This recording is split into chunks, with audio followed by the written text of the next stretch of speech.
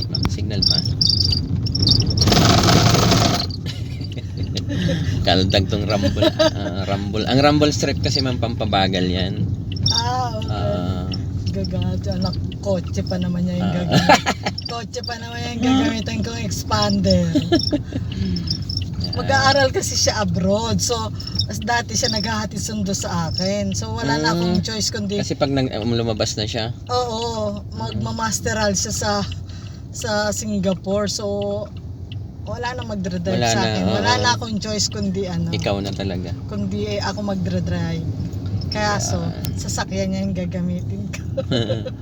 Yun lang. Expander niya. Yan. Okay, balik ka ulit dito ma'am. U-turn ulit tayo ma'am. Isa pang U-turn. Ang mga bulaklak.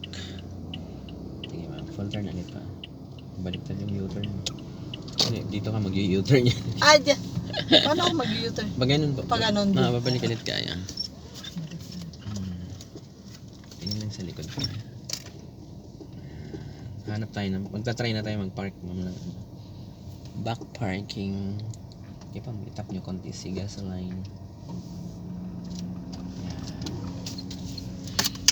Okay. Yes. Pwede na tayo dito ma'am sa first lane. Okay. Okay, sige pa. Gas po kayo. Kasi dyan sa banda dun ma'am, yun yung mga slot doon. Yan yung parking yan. Magpa-park tayo doon. Pasok pala pag Sabado. Kahit nga Sunday mo may pasok sila. Ganon.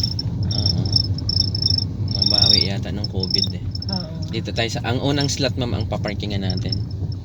Sige pa, forward pa kayo ma'am. Gilid-gilid kayo. Tingin po sa mirror baka may motor or may bike. Tayo po ay magpapark. Dito pa, gilid lang. Signal mo kayo sa right pa ganito ma'am. Para yung, kung may kasunod ka man ma'am, may iwasan kanila. Yan, dito tayo ma'am. Dito sa unang slot. Breakan nyo pa. Yan, konti pa ma'am para makita mo. Pang Facebook itong bulaklak na to. Sige ma'am, forward pa po. Ito ma'am, para makita mo yung slot ma'am na paparkingan mo. Pataas na kasi siya. Yan, brake pa. Ito yun ma'am, ito. Nakikita nyo ma'am yung mga guhit. Oo. Kasi ito ma'am, itong unang guhit ma'am, gutter. Okay. Yung pangalawa ma'am, yung line. Oo. Ang side mirror ma'am, itapat nyo dun sa line. Sa Okay. pangalawa po Kasi ito yung considered na unang line. Sa pangalawang line, itapat nyo po yung side mirror nyo. Okay, forward pa po kayo. Brake. Stop. Toink. Toink. Yan, pwede na yan. So, kailangan side mirror naka-label. sa side mirror, doon sa line na yun. Oo, nakatapat ma'am. Tapos ang gawin nyo ma'am, full turn kayo sa kaliwa. Okay, full turn left. Tapos pag nag-diagonal kayo ma'am, malalaman nyo ma'am kung kailan kayo magre-reverse. Dito ma'am sa side mirror na to, ang makikita mo ma'am yung unang line. Yung may gutter doon. Sa may gutter. Opo, doon sa gutter na yan. Saka kayo umatras. Sige, forward po kayo.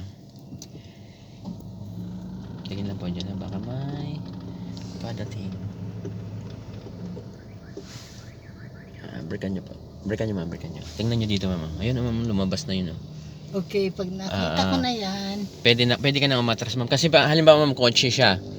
Ang makikita mong dalawang gulong ng kotse ma'am na nakapark dun sa una, yung gulong niya dito sa unahan at gulong sa likod. Pag nakita mo dito sa mirror na to, ibig sabihin pwede ka nang umatras. Yung katabi mo, yung katabi mo siya. Yung unang sasakyan. Okay, sige. Reverse po kayo ngayon.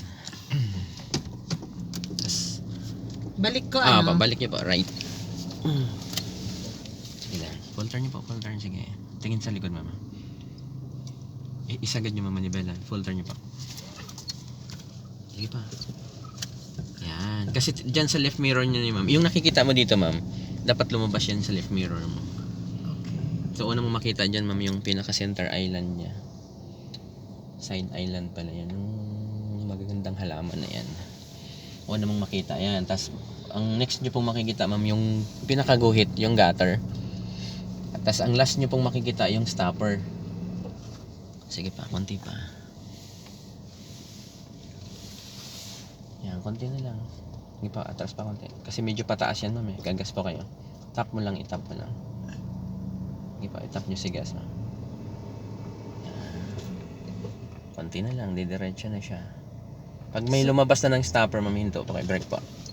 So ganyan. May stopper na, di ba? Oo. Meron na rin dito ma'am Ibig sabihin ma'am, straight na yung parking. Okay, so hindi na ako magagas niyan. I-diretso nyo muna yung manibela nyo. Okay. Dalawa po. Yan. Ngayon po, kung kaya niyang umatras, pwede. Kaso lang paakyat kasi ito eh. Kaya pwede kayong mag-gas.